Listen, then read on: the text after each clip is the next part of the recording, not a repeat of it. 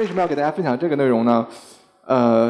主要跟我最近的一些事情有关啊。就是今天刚才见到了李玫瑾老师，然后我们俩以前没有见过，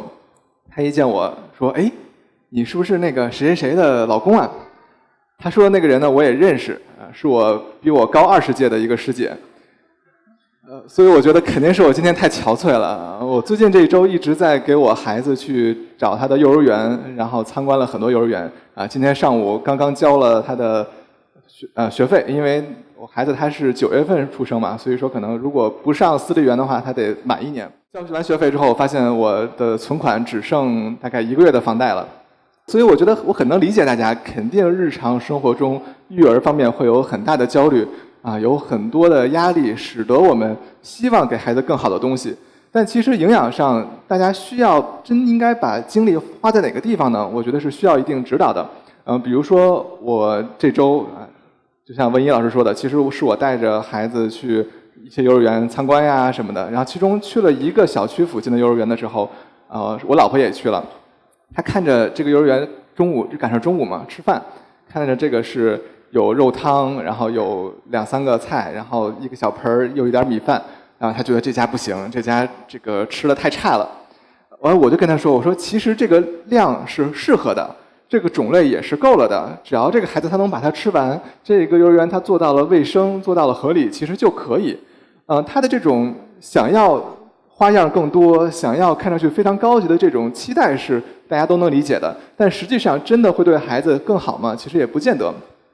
比如说呢，这里是我常规刚才前面给大家看到了，我以前在医院里做了8年的临床营养师。那其实我给一些患者制定食谱的时候，更精细一些的，这是以1天的食谱举例的话，我们是带量的，就是每一道菜它需要用多少克的食材啊，然后怎么样做呀什么的，我都是要教给他的，然后最后再给他一个详细的营养的成分表。这个食谱看上去大家觉得好像很准确啊，一般去交差也会觉得比较合理，但实际上意义并没有多大。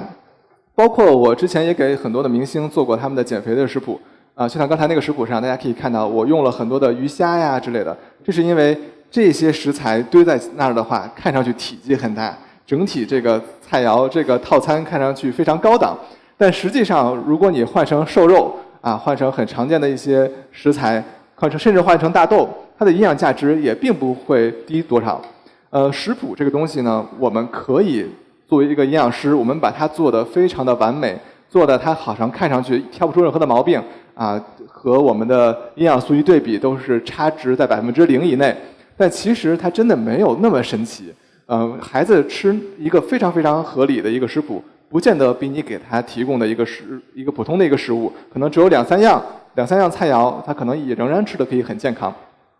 这是我今天要讲的第一个事情，就是其实食谱呢它是一个死的，但是人是活的。我们作为一个营养师，我常常特别是第一次给他做营养咨询的时候，我需要了解他的饮食习惯需要了解他的运动量了解他的一些平时的口味等等。那这个其实我们需要很长时间来进行沟通。但如果是大家自己在家里给孩子做他的好吃的东西的时候，其实这个精力就可以省下去同时孩子也可能更容易接受因此我真的在这里先给大家讲第一个祛魅的事情，就是食谱其实并没有多神奇，大家不用严格的去遵守。特别是如果你再想一想，如果你真的追求科学的话再科学可能也没有我们喂给动物的那些饲料什么之类的更科学因为动物它的生命周期比较的短，我们想从科学角度来说让它实现最好的效果的话，其实是很容易观察到的，所以反而是饲料它是更科学的因此大家要意识到，你脑海中的更营养很有可能跟实际客观上它所需要的营养是并不挂钩的。我的态度就是这样，建议大家从一个整体的角度去先找到主要的矛盾比如说前面陈英老师所讲到的预防的一些疾病比如说前面季连梅老师讲到的一些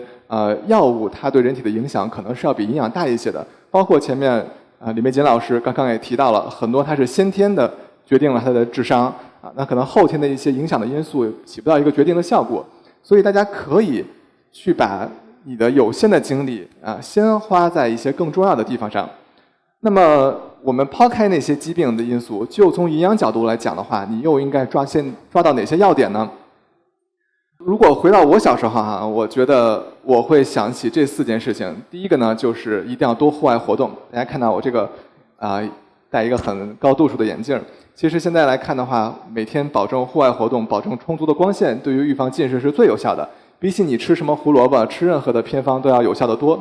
第二个呢，就是少吃糖因为糖这个东西它本身除了热量以外，没有什么更好的营养成分。而且吃完之后会诱发你的胰岛素的分泌，让你的脂肪囤积，所以我们建议大家尽量的少吃糖，尤其是要从孩子小的时候养成这个习惯。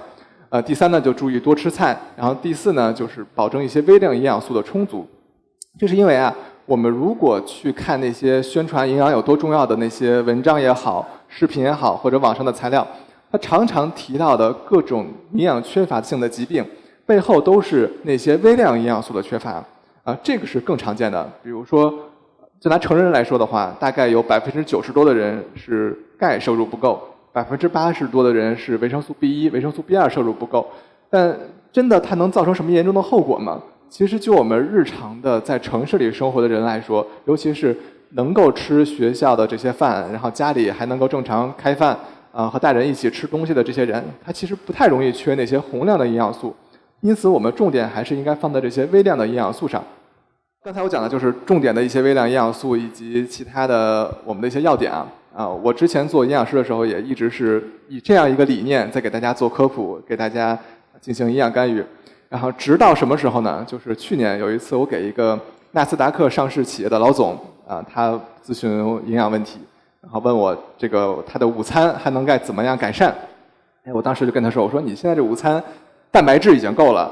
盐可以再限制一些，然后晚上呢有条件的时候吃点蔬菜，或者饭局的时候少吃点肉就可以了。你中午这顿饭哪怕是盒饭，其实没什么问题。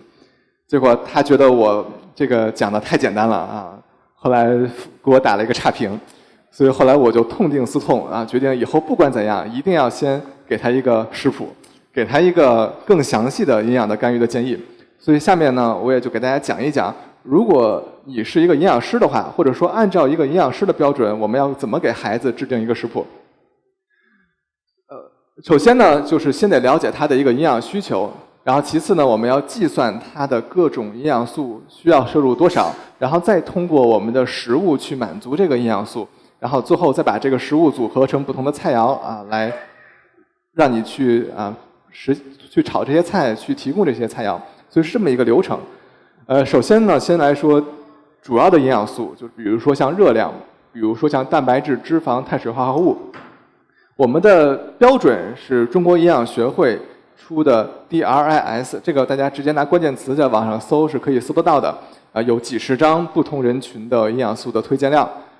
我们当然给大家看这个是不想让大家记住因为没有必要去记。然后其次呢，是我们看热量。热量这个东西，我觉得大家应该是需要了解的，因为不仅仅是孩子热量充足很重要，对于成年人来说，如何预防肥胖，如何预防很多的慢性病，也都是大家很关心的。说到热量呢，我们要知道一个人他的热量的去路或者说消耗的地方，就是摄入都是靠食物嘛，那消耗是由哪儿呢？主要有4个途径。一个是基础代谢，就是你躺在那儿一天不动，照样也会消耗的。这个因为很多在座都是年轻的家长，那我相信大家在去健身的时候也经常提到这个概念。那这个概念其实想改变是很难的，比如多数我们的女性一天大概就是有1200多千卡的基础代谢，想增加，想通过增肌来增加，想吃药物来增加也是没什么希望的，这是不变的。然后其次就是运动我们为什么让大家每天多运动？是因为你运动的多，可能一天能够消耗500千卡一天都不动的话，你就比别人差了500千卡。500千卡差不多就是一个汉堡包的一个热量。但孩子跟他们很不一样的是，我们的生长发育它也是一个重要的去路，也是会需要留出一块空间的。因此，孩子他的热量的需求是需要精密来调整的。这个精密是指的我们。比如说有些孩子可能会肥胖，那这时候我们也不能贸然的降低他的能量摄入，否则会影响他的发育。因此我们是需要动态的去精细的调整。